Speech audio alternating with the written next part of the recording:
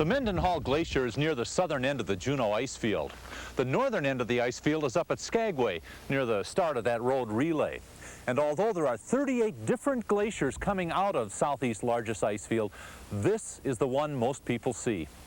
Because of its easy access from Juneau, each year thousands of people come to look at the Mendenhall and learn a little bit about the natural forces at work near a glacier.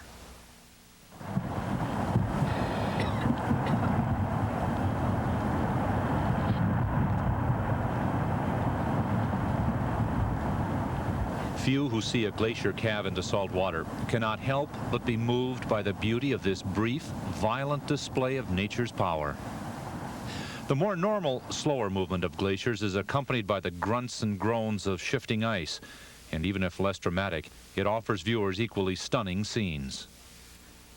But there is a quieter aspect to glaciers for those willing to make a more detailed inspection. The succession of one plant form after another growing on land once covered by ice. We have just experienced what we call a little ice age here in Southeast Alaska. It was as glacial advances go, it was relatively minor, but as far as the plants around here are concerned, it was a major event. That major event for plants began 1,000 to 2,000 years ago when the Mendenhall Glacier made its most recent advance. The glacier reached its furthest point in the early 1700s.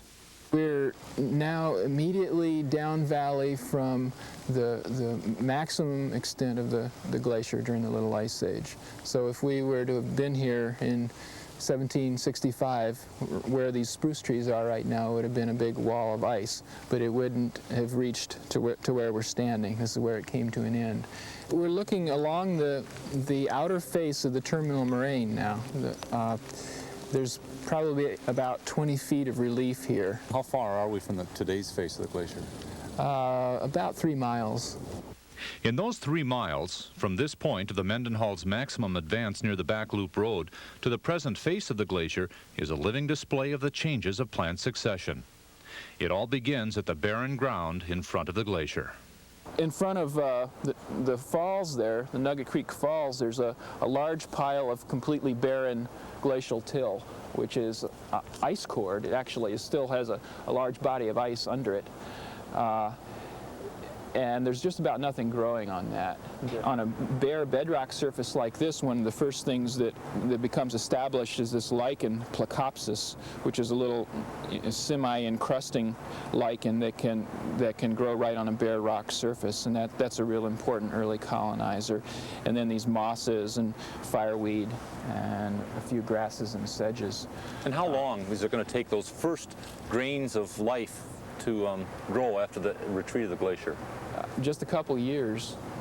Within about 25 years in this area, and it's different from site to site, alder and willows will move in and begin to close canopy over these low-growing early successional plants and eventually shade them out. Alder is a pretty consistent colonizer in the Mendenhall Valley. It doesn't occupy outwash surfaces, and it comes in only slowly on these bare bedrock surfaces, but most of what we have for plant colonization in the Mendenhall is glacial till, and alder is very successful at moving in there. Now, alder is a nitrogen fixer, and the leaf litter from alder rapidly builds up the soil nutrients and allows other plants eventually to move in. But eventually, the spruce and cottonwood will overtop the alder canopy.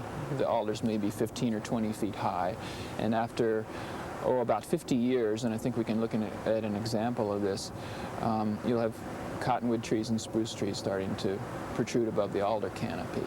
And from then on, it's a gradual closing of the canopy of the spruce and cottonwood over the alder and shading the alder out.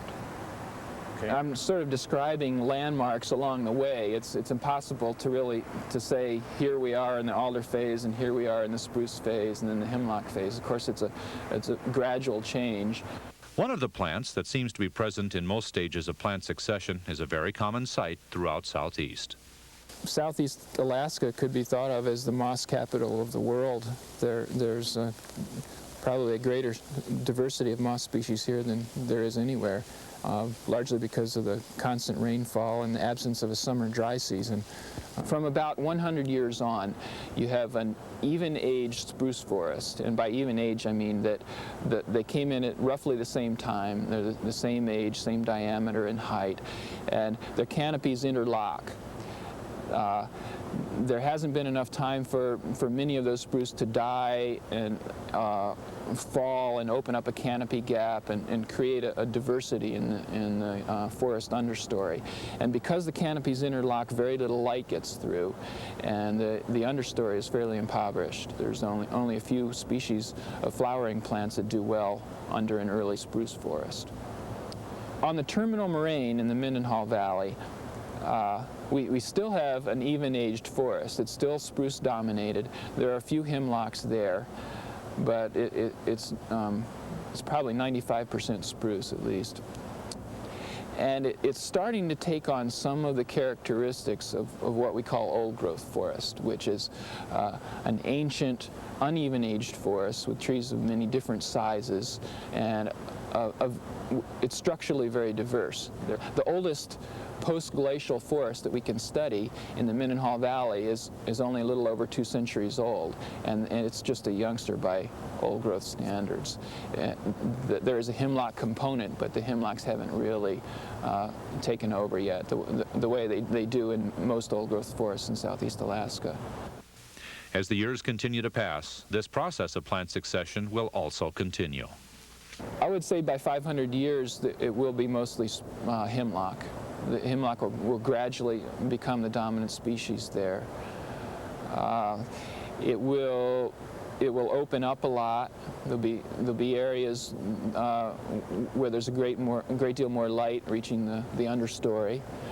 There'll be a lot more down material on the forest floor. There'll be a lot of large logs, and those logs will support, there'll be nurse logs or trees on which young hemlocks are becoming established.